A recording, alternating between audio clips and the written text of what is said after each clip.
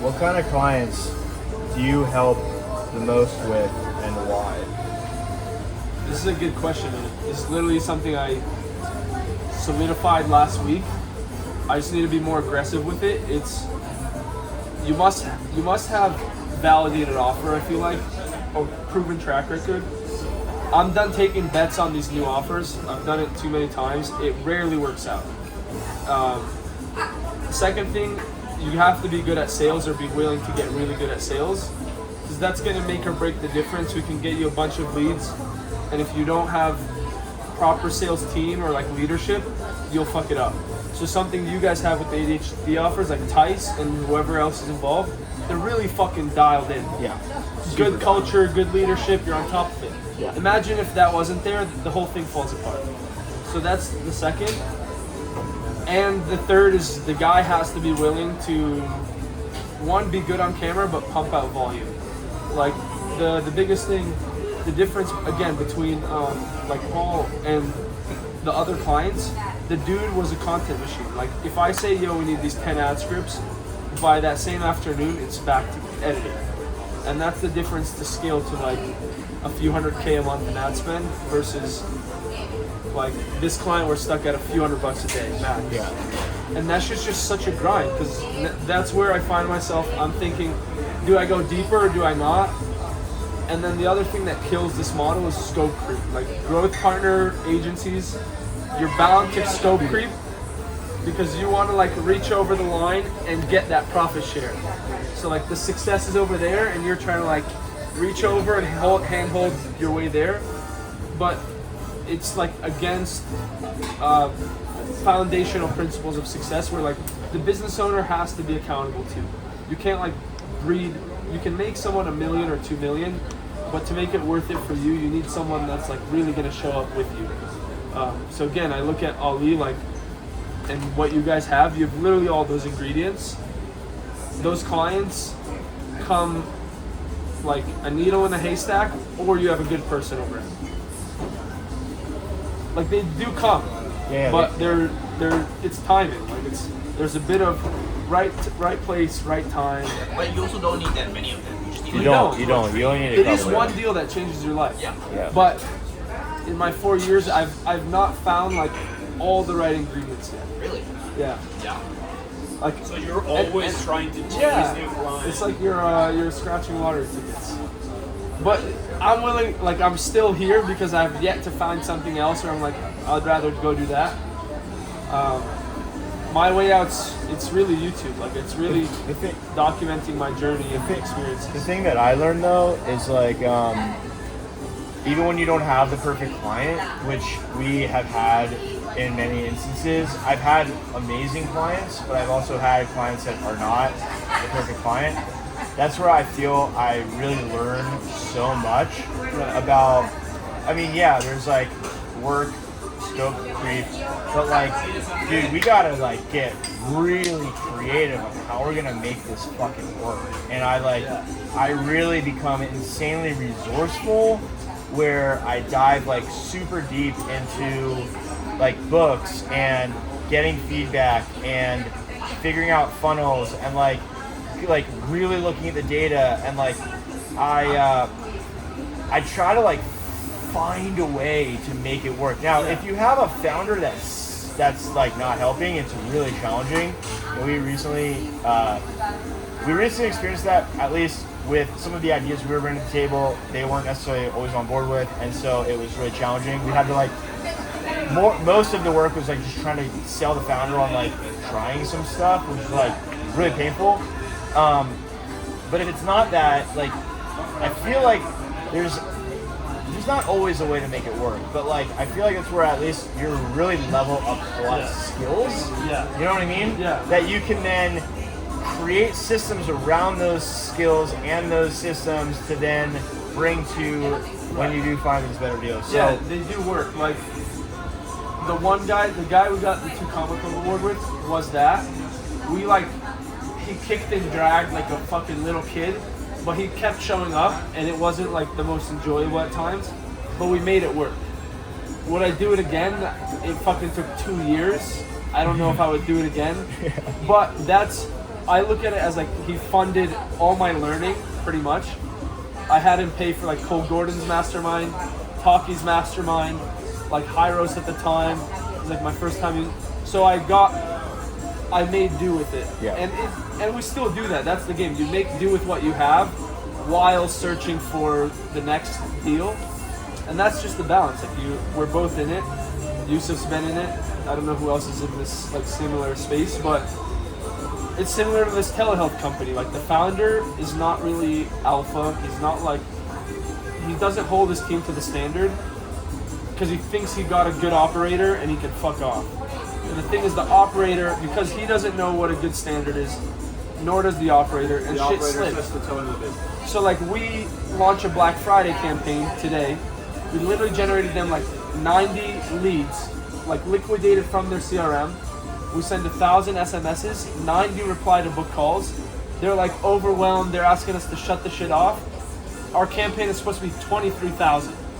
So imagine if we get 90 for 1,000, we have 22,000 more. Fucking phenomenal. Dude, We it's literally like- have like another That's 25, right? 1,000 book calls to process Bro, in the that's next a week. 10% positive reply rate. That's fucking crazy, dude. So we have 1,000 book calls.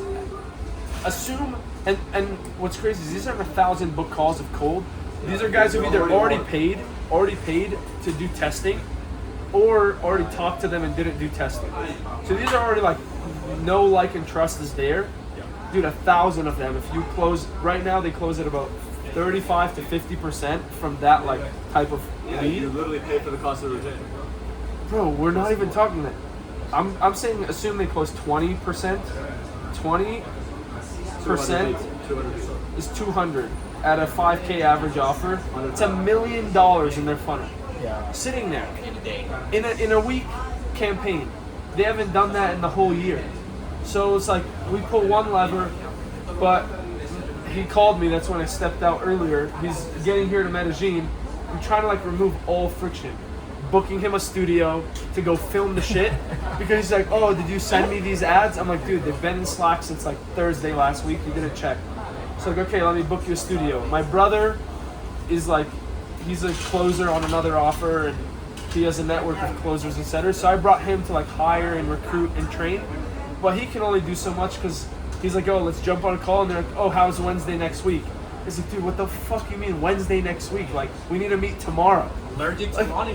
So you know, so it's like sure he has like he paid 27.5K like build out, and it's like sure he gave us close to 30 grand. We have a 7.5K retainer and 15% rev share.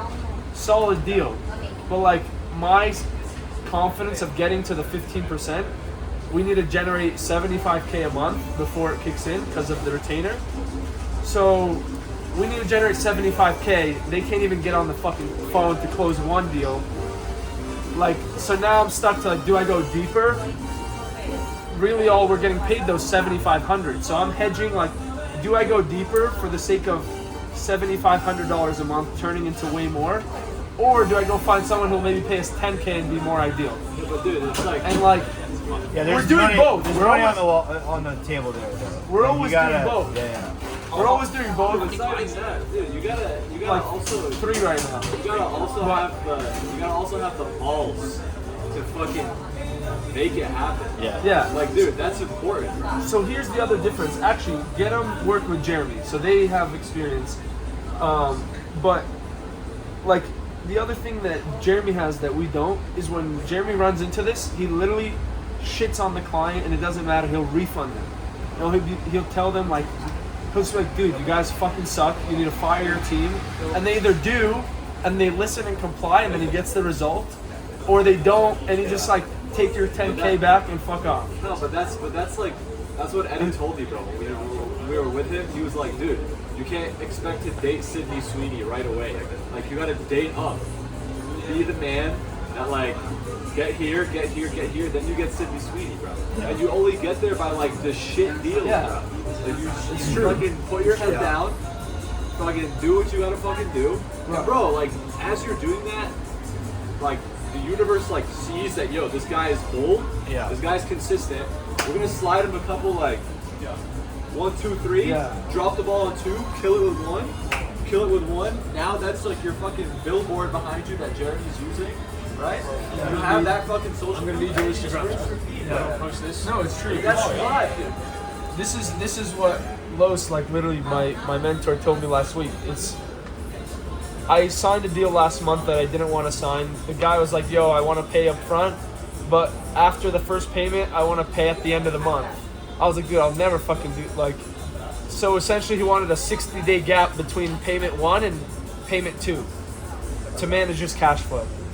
At the time, I was like, fuck no, but Los was like, dude, you're literally in a position where every client pays you and you suck their dick and you keep moving. And that's why he hit me with this lesson of like, I can't pretend like this client's staying with me for 7 years, because that same client I made that agreement with, we didn't even launch ads and he's already like being fucking finicky and wanted to cancel so he doesn't get billed for month 2. And so like that's exactly why we do our best. We make sure we cross our T's and dot our I's. Everything on the agreement we've delivered, but I have to relinquish some bit of control where, like with Yusuf, for example, he runs some of the strategy and helps with some of the copy. Like, I would spend way more time QCing, where now I'm just like, all right, I think it's good enough. I trust, like, I'll read it once, but I'm not gonna, like, try to change up everything in the ad script. I'm not trying to fix every little story. I'm not trying to go watch your 20 testimonials to find the best one for this ad. Like, whatever the fuck the AI pulls, whatever testimonial it pulls, we're running with it. Like, I don't care if there's Susie who's a better fit for the story. Like, Roberta also works too.